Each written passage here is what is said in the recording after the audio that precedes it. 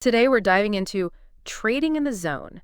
Master the market with confidence, discipline, and a winning attitude. Now, you might see trading and think, oh, that's not me. But I really see this book as being about getting your head straight when things get intense, no matter the situation. Exactly. Think of it less as just a trading manual and more like a guide to the psychology behind performing consistently under pressure, when there's risk, when things are uncertain.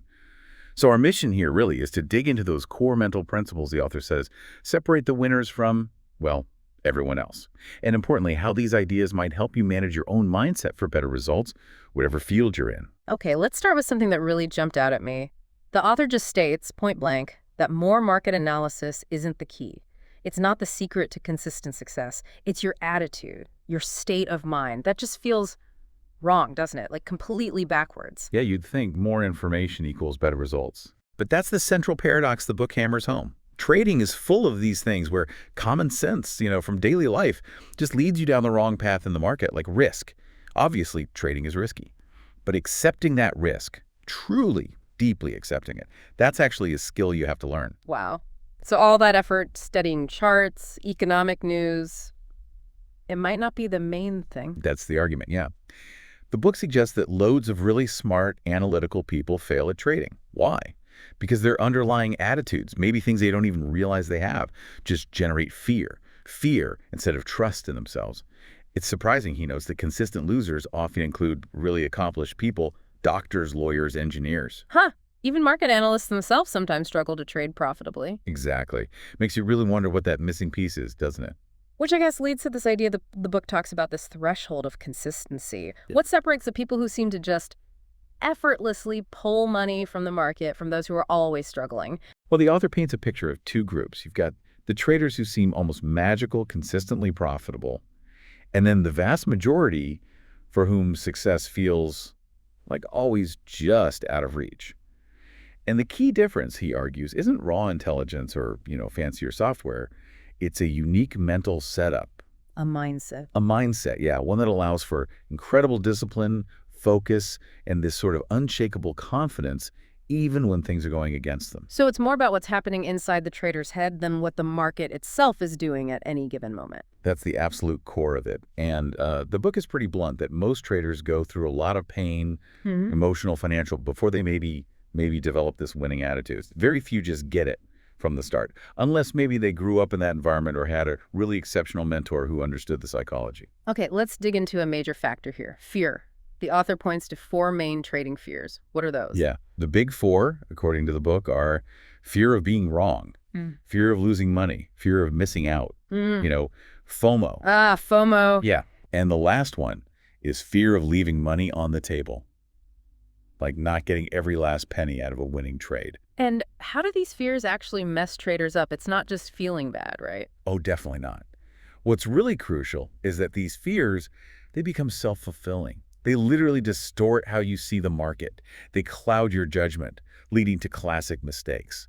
For instance, fear of missing out might make you jump into a trade too soon before your signal is really there. Okay, I can see that. Or the fear of being wrong or losing money makes you hold on to a losing trade way too long, hoping it'll turn around. That small loss becomes a huge one. Right, or getting out of a winner too early because you're scared of giving back profits. Exactly. That's the fear of leaving money on the table working against you in a different way. Even messing with your stop-loss orders because you hope the market will bounce back just a little bit. It's all driven by these underlying fears. It sounds like a recipe for mental gridlock, just constantly second-guessing. Precisely. And the author contrasts this with the successful traders. It's not that they never feel fear, but they've built mental frameworks, attitudes that give them flexibility. They can navigate the market's chaos without getting emotionally hijacked. It's still fascinating, though, how much the author seems to push back against just gathering more and more market knowledge. Why is that seen as a trap? Well, the book really challenges that common assumption head-on. The trap is believing that just knowing more stuff about the market will automatically make you consistently profitable. The problem is the market is just infinitely complex. There are countless variables, often pulling in opposite directions. You physically cannot learn enough to predict every possibility. It's impossible. So you can't just outthink the market by brute force analysis. That's the point, yeah. Real confidence, the kind that leads to consistent action, doesn't come from thinking you know everything about the market. It comes from self-trust. Trusting yourself to act appropriately despite the uncertainty, and building that self-trust. That requires retraining your mind to get past those natural but unhelpful reactions like hating to be wrong or wanting to avoid any loss. More data doesn't fix that core psychological stuff. Okay, so if endless analysis isn't the holy grail, what is? You mentioned risk acceptance earlier. That seems key. Yes, risk acceptance is presented as like absolutely fundamental, a cornerstone skill. When you genuinely accept, not just intellectually, but really feel that any single trade could lose, that losses are just part of the game, something shifts. Suddenly, market information loses its power to wound you emotionally. It becomes more objective. The noise quiets down. How does accepting risk actually change behavior in trading or maybe even in other high-stakes decisions? It changes everything. When you truly accept the risk, you stop needing to rationalize bad decisions after the fact. You stop hesitating when your system says go. You're less likely to jump the gun out of impatience or cling to hope when a position is clearly failing or get greedy and overstay your welcome in a winning trade. Because those things come from fear or trying to avoid the reality of the risk. Exactly. Those behaviors just dissolve when you're genuinely okay with the inherent uncertainty. The market sounds like this wild open space with no guardrails. How do the successful folks stay on track? That's a great point. The author calls the market boundaryless. Unlike, say, even casino gambling, which has set rules and payouts, the market lets you do almost anything. So you have to create your own structure, Yeah. your own boundaries. And that comes from internal mental discipline and having a clear perspective, a set of rules that guide you consistently. Self-imposed structure is key then. Absolutely vital. And a core part of that is defining your risk before you place the trade. Not after, not during, before. Consistent losers, the book says, often skip this. They convince themselves, oh, this trade can't possibly lose, which is, dangerous thinking. And it's not just about fear, right? What about after you win? Good point. Euphoria after a win or a winning streak can be just as dangerous as fear. It leads to overconfidence, taking bigger risks, bending your rules. So you need restraint on the upside just as much as you need to manage fear on the downside. It's about maintaining that mental equilibrium. It really sounds like consistency isn't something you find in the market, but something you bring to it.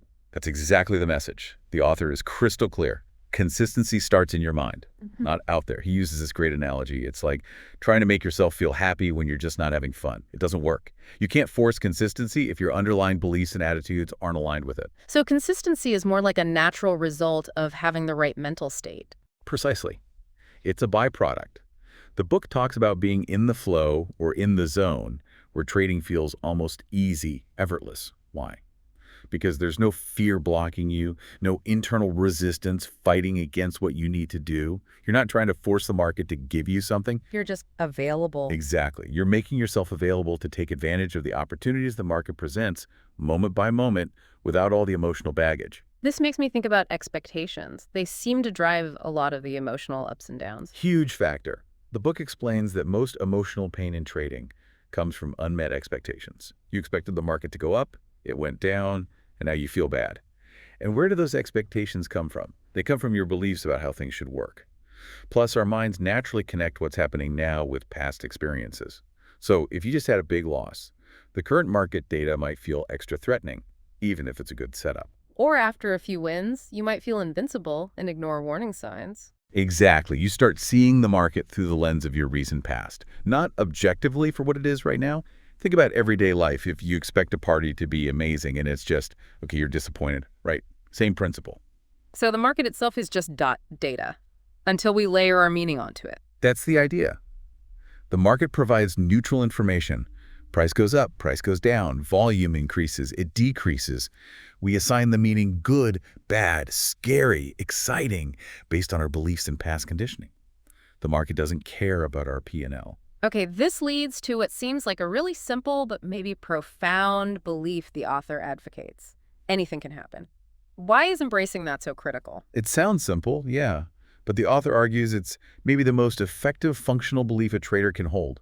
Because fundamentally, it's true. There are always unknown variables, unseen players entering and leaving the market, shifts in sentiment. Yeah. You simply don't know everything that's influencing price at any given moment. So accepting that anything can happen, how does that practically change things? Well, if you genuinely believe anything can happen on any given trade, then certain behaviors become almost automatic. or at least much easier.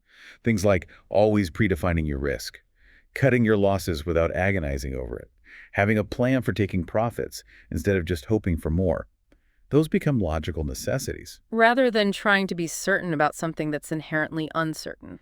Exactly. It cuts through that typical human craving for certainty, that illusion that we can somehow know what's going to happen next if we just analyze enough. So it's a shift towards thinking in probabilities, playing the odds rather than trying to predict absolutes. That's the goal.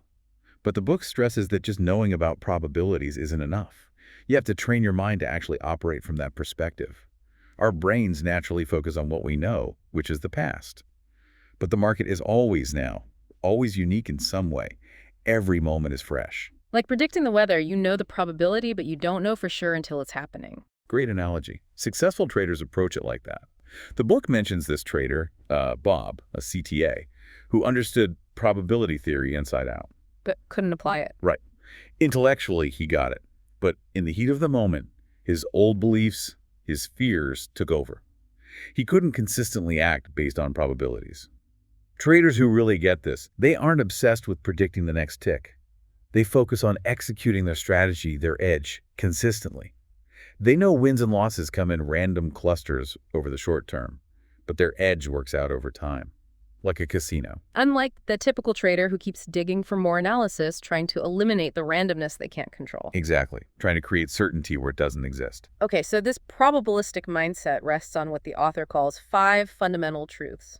What are they? Right. These are the bedrock beliefs. 1, anything can happen. We just discussed that. 2, you don't need to know what will happen next to make money. That's a big one. Wait, how does that work? You don't need to know. Because if you have an edge, a strategy that wins more than it loses over time, you just need to execute it consistently. The outcome of the next trade is irrelevant to the long-term profitability. Okay. Makes sense. What are the others? 3, there's a random distribution between wins and losses for any given edge. You might have 5 losses in a row, then 10 wins. It's not predictable trade by trade. 4, an edge is simply a higher probability of one thing happening over another. Not a guarantee, just better odds.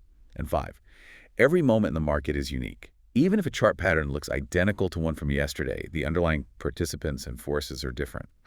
Those seem straightforward, but I can see how really living them would change everything. How do they diffuse the emotional bombs? By aligning your expectations with reality. If you truly accept these truths, you stop expecting the market to behave in ways it simply doesn't. You stop expecting certainty. Market movements stop feeling like personal attacks or rewards. They're just the market being the market. It takes the emotional charge out because your expectations aren't constantly being violated. You focus on your actions, which you can control. The author uses this interesting analogy. Beliefs are like software code. Can you unpack that a bit? Yeah, I like that one. It suggests that even one single flawed belief, like one bad line of code, can mess up the whole program, your whole trading performance. These beliefs, which we pick up over time, they dictate how we see things, what we expect, how we act, and how we feel about the results. They're running the show, often subconsciously. And sometimes you have conflicting code, right? Old beliefs fighting new ones. Absolutely. You might intellectually grasp probabilistic thinking, but still have this deep-seated belief that you need to be right or that losing is inherently bad. That creates internal conflict. Integrating the new, more functional beliefs so they actually drive your behavior. That often takes real conscious effort, maybe some self-discipline, to overwrite the old code, so to speak. Which leads us towards the end game, I suppose. The book lays out 7 principles of consistency. What are these about? These are basically the distillation of that winning mindset into actionable principles. Yeah. They are. 1, objectively identify your edges, know what your advantage actually is. 2, predefine the risk of every single trade, no exceptions. 3, completely accept the risk. Be willing to let the trade loose. Okay, accept the risk. Got it. 4, act on your edges without reservation or hesitation. When the signal's there, you go. 5, pay yourself as the market makes money available. Have a plan for taking profits. 6, continually monitor yourself for errors. Are you sticking to the plan? And 7, understand these principles are crucial and never violate them. Treat them like unbreakable laws for your trading. Just knowing these isn't enough, though, is it? You have to actually do them consistently. Exactly. Reading them is easy. Living them is the challenge. The author emphasizes that internalizing them requires building up a history of consistent experiences that prove these principles work for you. It's like learning any skill practice, repetition reinforcement. And he suggests a practical way to build that experience, this mechanical trading exercise. What's the idea there? Right? The exercise is basically take your trading system, your defined edge, and execute it exactly according to the rules for a set number of trades. He suggests at least 20. No overrides, no gut feelings, no second guessing. Just follow the plan. The logic is to operate like a casino. The casino doesn't care about the outcome of one spin of the roulette wheel. They trust their statistical edge over many spins. This exercise forces you to do the same. What's likely to happen when someone tries this? Sounds simple, but maybe isn't. Oh, it's designed to flesh out all those internal conflicts we talked about. You'll probably feel the urge to break the rules. You want to skip a trade after a loss, or double down after a win, or get out too early or too late based on fear or greed. The exercise makes you confront those impulses. The key then is to notice them, acknowledge them, maybe write them down, but then consciously bring your focus back to the 5 truths and the 7 principles. And stick to the rules anyway. And stick to the rules anyway. Act mechanically based on your plan, not your feelings in the moment. The idea is that consistently doing this, while consciously reinforcing the right mindset, eventually resolves those conflicts. The new beliefs become stronger than the old ones. So wrapping this up, the big insight isn't some magic formula for predicting the market. Not at all.